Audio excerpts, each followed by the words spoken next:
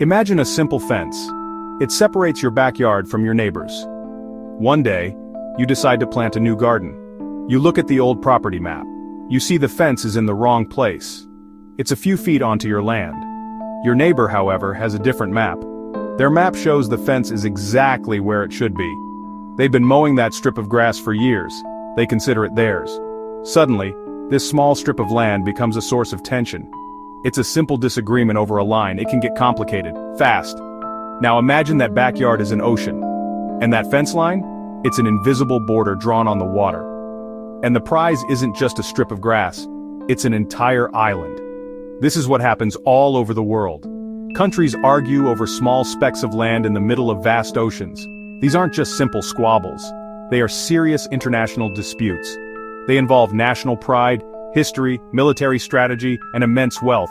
These island disputes can simmer for decades. Sometimes they boil over into conflict. They pull in powerful nations. They put the world on edge. Tonight, we're looking at these tiny islands. We're asking why they matter so much, and why they spark such global tension. We'll look at the maps, the history, and the people caught in the middle. It's a story of lines on a map that have very real consequences. So, what exactly are we talking about? We're talking about contested territories, islands claimed by two or more countries. These are not just arguments on paper, they are real places. Places with strategic importance, places with people living on them, places with delicate ecosystems hanging in the balance. The disputes are often rooted deep in the past. They are tangled in the complex web of history, colonialism, and war. Understanding these disputes means peeling back the layers. It means looking at why a tiny, uninhabited rock in the middle of the sea can become a flashpoint for international conflict. It's a story that unfolds across the globe, from the chilly waters of the North Pacific to the warm currents of the South Atlantic. Think of it like this. International law tries to provide rules. The United Nations Convention on the Law of the Sea, or UNCLOS, is a key document. It sets out how countries can claim waters around their coastlines. An island, even a small one, can grant a country exclusive economic rights over a huge area of the surrounding sea. This is called an exclusive economic zone, or EEZ. It can extend 200 nautical miles from the coast. This zone gives a country sole rights to all the natural resources within it. That includes fish, oil, and natural gas. Suddenly, a tiny island isn't just a rock. It's a key that unlocks a treasure chest of resources. This is why the fight for these islands is so intense. An island in the right location can act as an unsinkable aircraft carrier. It can be a base for surveillance. It can control who passes through vital shipping lanes. Tonight we will focus on 3 specific examples. These are some of the most prominent and potentially volatile island disputes in the world today. We'll travel to the South China Sea to look at the Spratly Islands, a place claimed by a crowd of nations. Then we'll head north to the contentious Kuril Islands, a legacy of World War II that still divides Russia and Japan. Finally, we'll go to the South Atlantic, to the Falkland Islands, or Las Malvinas, a dispute that has already led to war. Our first stop is the South China Sea. Here you'll find the Spratly Islands. This is not just one island. It's a sprawling archipelago of over 100 small islands, reefs, and atolls. They are scattered over a huge area of the ocean. On a map, they look like tiny dots. But their importance is immense. 6 different governments lay claim to parts or all of the Spratly Islands. China, Taiwan, Vietnam, the Philippines, Malaysia, and Brunei are all involved. This makes it one of the most complex and crowded territorial disputes on the planet. Imagine 6 neighbors all claiming that same strip of land in the backyard. The potential for conflict is incredibly high. Why all the fuss? Location and resources. The Spratly Islands sit in the middle of one of the world's busiest shipping lanes. Over 1/3 of global shipping passes through these waters every year. Trillions of dollars in trade depend on this route. The country that controls these islands has a powerful strategic advantage, but the value is not just strategic. Underneath the seabed, there are believed to be vast reserves of oil and natural gas. The area is also home to rich fishing grounds that are crucial for the food security and livelihoods of millions of people in the surrounding countries. The dispute has deep historical roots. Each country uses different historical records to back up its claim. China points to ancient maps and fishing records, asserting a historic right to nearly the entire South China Sea. This is represented by its controversial 9-line. Vietnam also presents historical documents, arguing it has actively administered the islands for centuries. The Philippines bases its claim on geographic proximity. Malaysia and Brunei claim the parts that fall within their exclusive economic zones. In recent years, the situation has become more tense. China has been the most assertive. It has engaged in large-scale land reclamation, turning submerged reefs into artificial islands. It has built military-grade runways, harbors, and radar installations on these new islands. This has alarmed its neighbors and the international community. The result is a militarized zone where Coast Guard and naval vessels from different nations constantly patrol, often in close proximity. The risk of a miscalculation or an accidental clash is ever present in these crowded waters. Now we travel north, to the cold, foggy waters between Russia's Kamchatka Peninsula and Japan's northern island of Hokkaido. Here lie the Kuril Islands. The dispute is not over the entire chain. It focuses on the 4 southernmost islands. Japan calls them the Northern Territories. Russia calls them the Southern Kurils. These islands are Iturup, Kunashir, Shikotan, and the Habomai Islets. For over 75 years, this dispute has been a major obstacle in relations between Moscow and Tokyo. It is a direct, unresolved legacy of the Second World War. The conflict that ended in 1945 still casts a long shadow over this remote corner of the world. The islands are valuable for several reasons. Strategically, they are very important for Russia.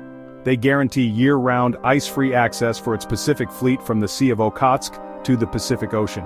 Control of the islands effectively turns the Sea of Okhotsk into a Russian lake, a safe bastion for its nuclear submarines. Economically, the surrounding waters are some of the richest fishing grounds in the world.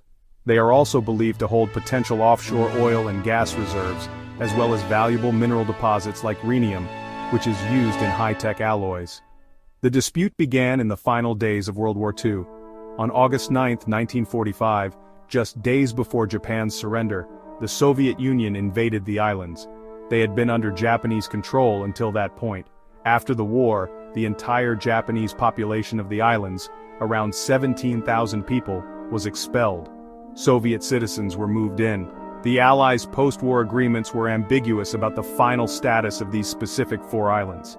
Japan argues that treaties like the 1951 San Francisco Peace Treaty do not give the islands to the Soviet Union. Russia argues that the outcome of World War II is irreversible, and that its sovereignty over the islands is a matter of historical fact. This long-standing disagreement has prevented Russia and Japan from ever signing a formal peace treaty to end World War II. Think about that. The war has been over for 80 years, but these 2 major powers are still technically not at peace. The dispute affects the people who once lived there and their descendants. Many former Japanese residents still dream of returning to their homes. On the Russian side, thousands of people now live on the islands. They consider it their home. The islands have seen increased Russian military presence in recent years, making a diplomatic solution even more difficult. It's a frozen conflict trapped in the ice of history.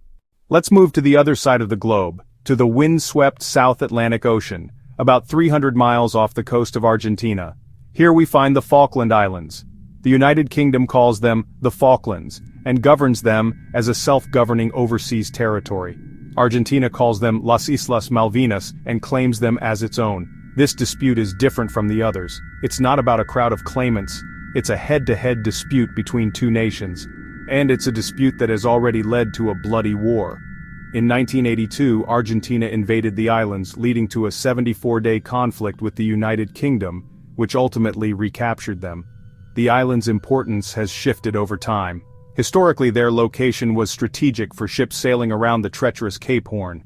Today, that route is less critical, but new value has emerged. The waters around the Falklands are believed to hold significant oil and gas reserves. Exploration has already begun, raising the economic stakes considerably.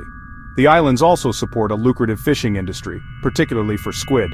For the United Kingdom, the islands represent a commitment to its overseas territories and the principle of self-determination for the islanders.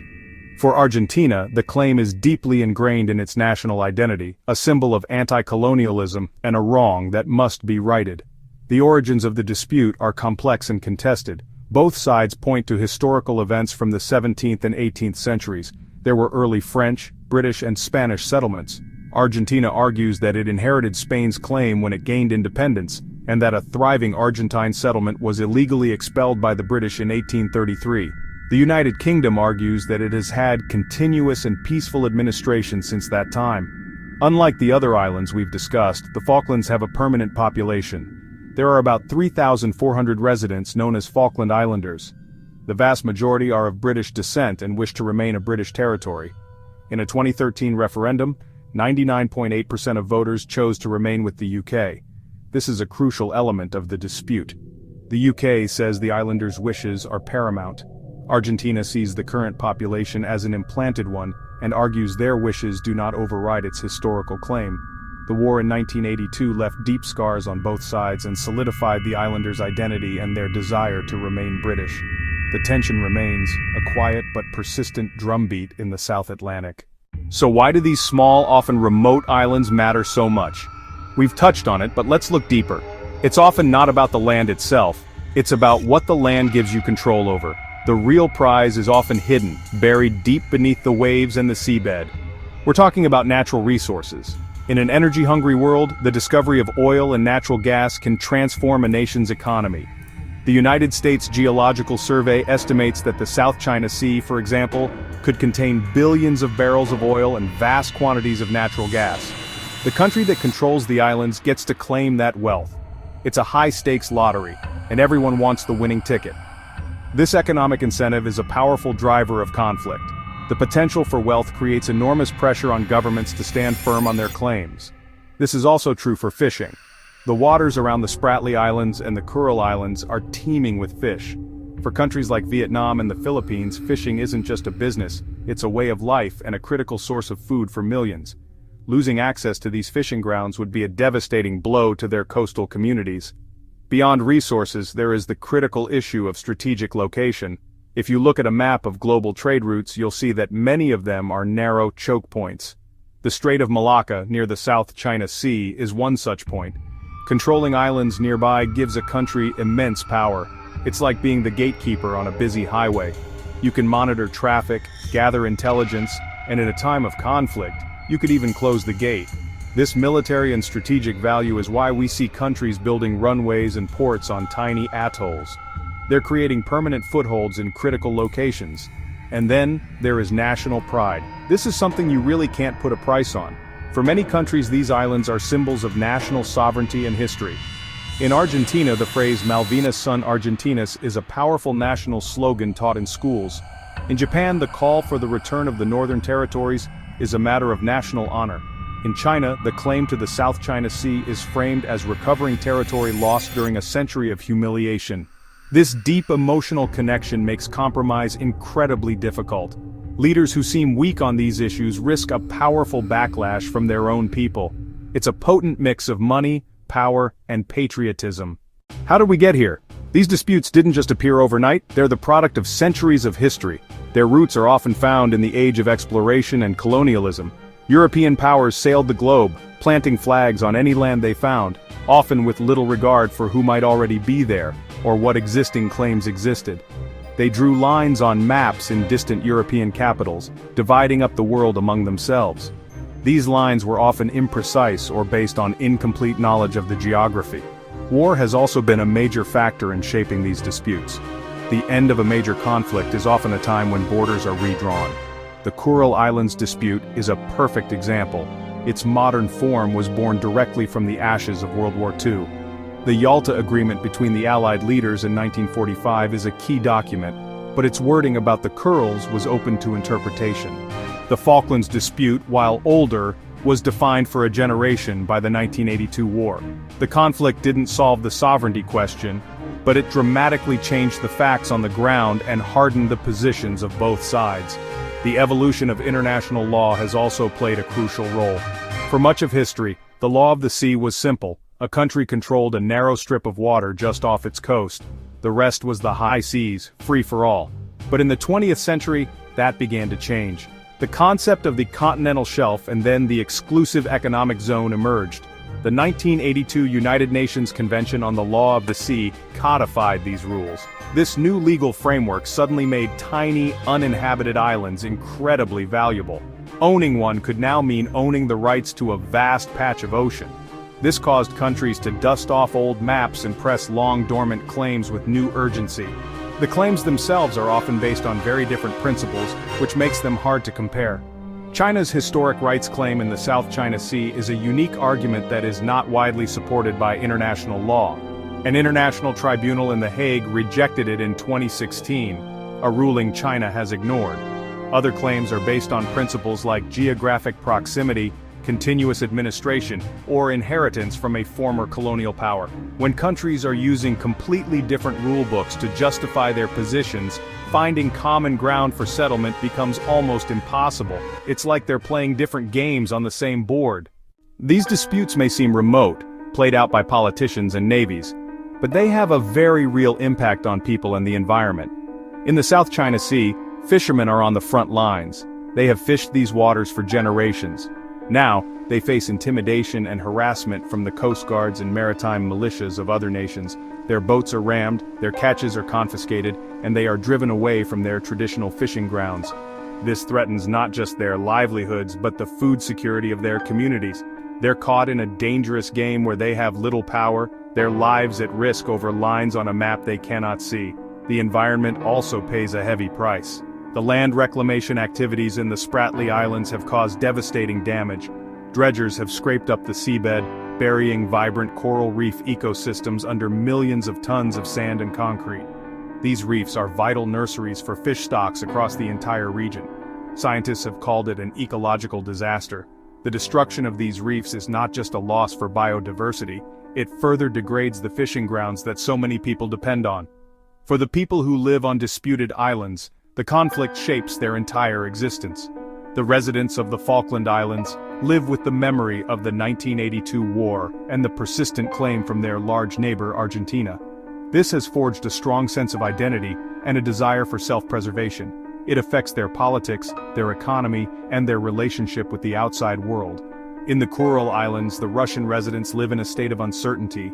The unresolved dispute with Japan creates obstacles to investment and development, and for the former Japanese residents and their families, it's a source of continuous sorrow and a longing for a lost home they may never see again. The constant tension has a ripple effect. It forces countries to spend vast sums of money on their militaries. Money that could be spent on education, healthcare, or infrastructure is diverted to buying warships, fighter jets, and surveillance equipment. It creates an atmosphere of distrust and nationalism that can make regional cooperation on other important issues much more difficult. The disputes create a climate of instability. A small incident, a collision between two vessels or a misunderstanding between commanders, could quickly escalate into a larger crisis with unpredictable and dangerous consequences for the entire world. We have traveled across the globe tonight, from the crowded waters of the South China Sea to the cold echoes of World War II in the North Pacific, and to the windswept Outpost in the South Atlantic. We've seen how tiny specks of land can become the focus of intense international rivalries. These are not simple arguments. They're complex disputes fueled by a potent combination of history, national pride, strategic ambition, and the pursuit of valuable resources. The Spratly, Kuril, and Falkland Islands are just 3 examples, but they show us a pattern that exists in many other parts of the world. They're symbols of an unfinished and ongoing struggle to draw lines on the map of our world. The core of the problem is that the claims often rest on conflicting principles. Is history the most important factor? Is it geography? Is it the will of the people who live there now? Or is it the cold, hard reality of who has the power to control the territory? International law, through bodies like the United Nations, tries to provide a peaceful path to resolution. But it only works when nations agree to abide by the rulings. When a country with a powerful military decides to ignore a legal decision, it exposes the limits of international law and pushes the world into a more dangerous place, where might threatens to make right. The impact of these disputes is undeniable. We see it in the lives of fishermen whose livelihoods are threatened. We see it in the destruction of precious marine ecosystems. We see it in the deep-seated historical grievances that prevent nations from moving forward. And we see it in the growing militarization of our oceans, which increases the risk of a miscalculation that could lead to a wider conflict. These are not just abstract geopolitical games, they have real-world consequences for people, for nature, and for global stability. The tension they create is a constant low-level hum in international affairs, one that could spike at any moment. So, we're left with a fundamental challenge. As the world's population grows and the demand for resources increases, the pressure on these contested spaces will only intensify. The stakes will get higher. Old maps and ancient claims will continue to clash with new economic realities and strategic imperatives. This brings us to the final, critical question. In a world of finite resources and rising powers, can we find a way to resolve these disputes peacefully, through diplomacy and mutual respect for law? Or are these tiny islands destined to remain dangerous flashpoints,